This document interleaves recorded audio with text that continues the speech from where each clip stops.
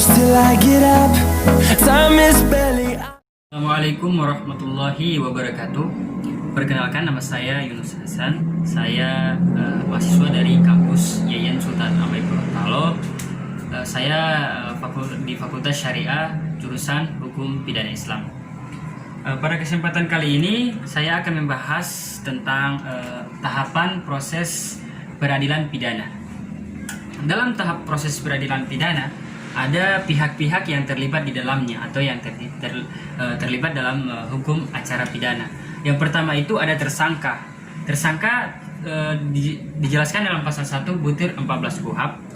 Kemudian terdakwa dijelaskan dalam pasal 1 butir 15. Kemudian ada penyidik disebutkan dalam pasal 1 butir 1 KUHP. Kemudian penyelidik disebutkan dalam pasal 1 butir 4 KUHP. Jaksa dalam pasal 1 butir 6A KUHP. Kemudian penuntut umum disebutkan dalam pasal 1 butir 6B. Kemudian ada advokat pasal 1 butir 13. Kemudian ada hakim disebutkan dalam pasal 1 butir 8 KUHP. Kemudian ada yang terakhir itu saksi, dijelaskan juga dalam pasal 1 butir 26 KUHP. Nah, setelah kita mengenal pihak-pihak yang terlibat di dalamnya, ada juga disebutkan dalam tahapan proses ini ada terjadinya delik. Terjadinya delik di sini ada 4. Yang pertama ada tertangkap tangan, kemudian ada laporan, kemudian karena ada aduan, yang terakhir itu ada diketahui sendiri. Tertangkap tangan di sini adalah dijelaskan dalam pasal 1 butir 19 KUHP bahwasanya tertangkap tangan adalah tertangkapnya seseorang pada saat dia melakukan tindak pidana atau setelah dia melakukan tindak pidana tersebut. Kemudian karena aduan, karena laporan. Karena laporan di sini juga disebutkan dalam pasal 1 butir 24 bahwasanya laporan adalah pemberitahuan yang disampaikan oleh seseorang karena hak dan kewajiban kepada pejabat yang berwenang.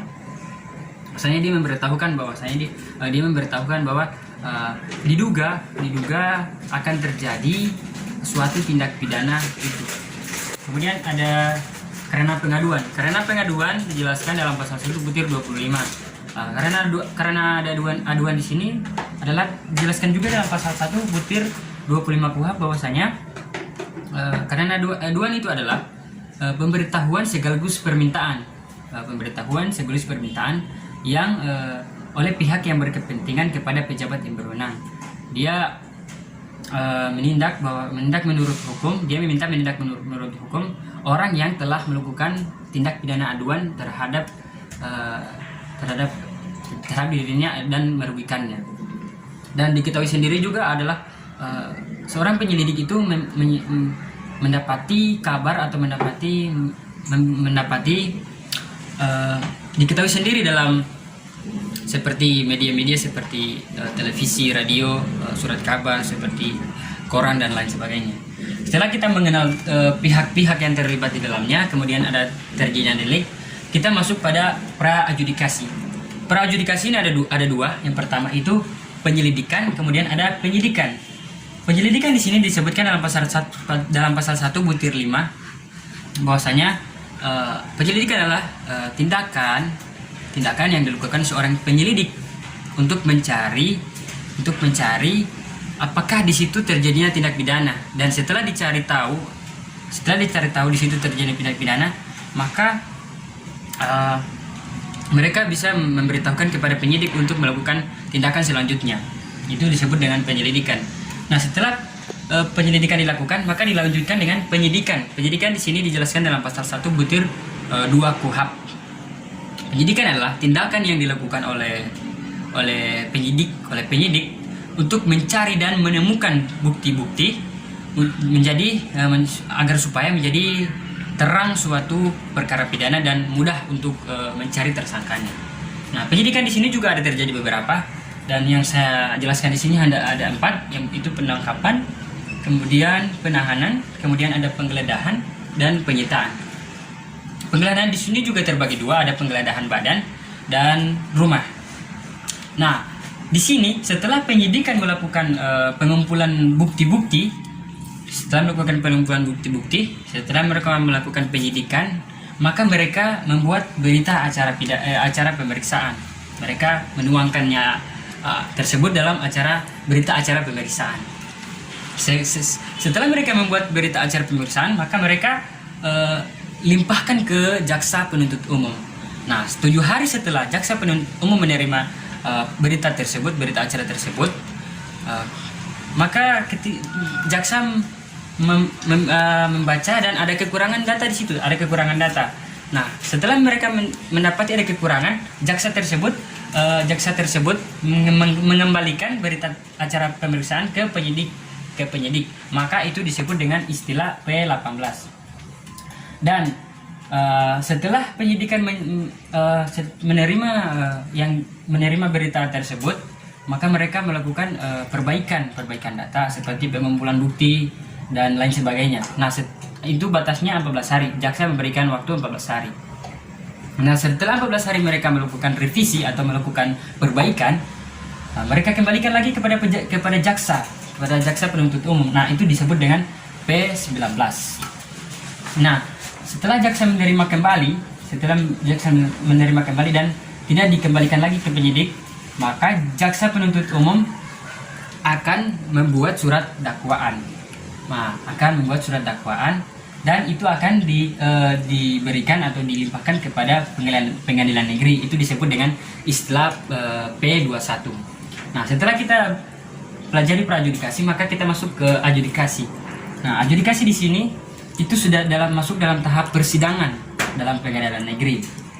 Dalam pengadilan negeri ini hakim memberikan kesempatan atau memberikan waktu kepada jaksa ini untuk membacakan surat dakwaan.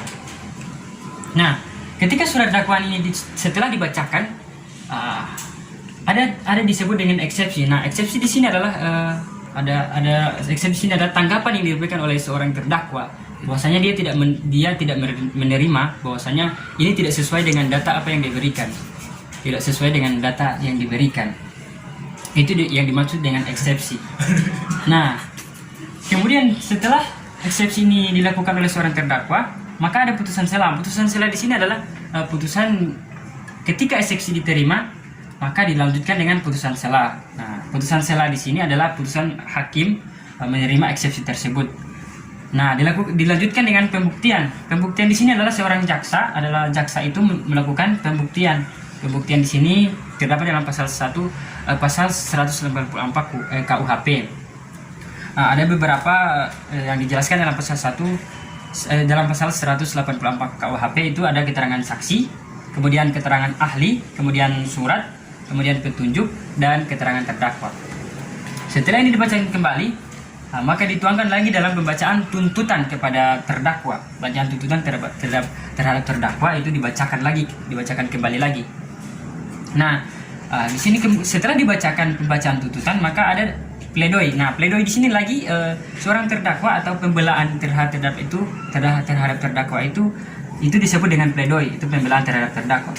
Ketika mereka melakukan pembelaan atas terdakwa ini, mereka tidak setuju pada tuntutan yang diberikan oleh terdakwa. Itu disebut dengan pledoi. Nah, setelah terjadi pledoi ada replik. Replik itu jawaban kembali kepada terhadap terdakwa, jawaban jaksa kepada terhadap terdakwa. Itu disebut dengan replik. Nah, ada duplik lagi. Duplik itu disebut dengan jawaban terdakwa kepada jaksa. Itu disebut dengan duplik. Nah, setelah mereka melakukan perbincangan atau melakukan tanya jawab atas pembacaan tuntutan tersebut atau tolak menolak atas pembacaan tuntutan tersebut, maka ada disebut dengan musyawarah majelis. Musyawarah majelis ini ada 3 hakim, ada 3 hakim yang melakukan musyawarah majelis. Itu disebut musyawarah majelis. Nah, setelah dilakukan musyawarah majelis, maka ada pembacaan putusan. Pembacaan putusan ini adalah putusan final yang dibacakan oleh yang diupayakan oleh musyawarah majelis. Itu pembacaan putusan. Nah, jika seorang terdakwa tidak menerima pembacaan putusan akhir ini, maka ada disebut dengan pasca adjudikasi. Itu ada pasca adjudikasi, itu ada upaya hukum. Upaya hukum di sini juga ada 2. Yang pertama itu upaya hukum biasa dan hukum luar biasa. Hukum luar biasa ini ada peninjauan kembali, ditinjau kembali, kemudian ada pemeriksaan tingkat kasasi, kemudian ada Kemudian yang kedua ada upaya hukum biasa. Upaya hukum biasa itu ada upaya hukum banding dan hukum kasasi. Nah, itulah tahapan proses peradilan pidana. Nah, mungkin hanya ini yang bisa saya jelaskan mengenai tahapan proses peradilan pidana. Apabila ada kekurangan, saya mohon maaf, dan mungkin sampai sini. Wassalamualaikum warahmatullahi wabarakatuh.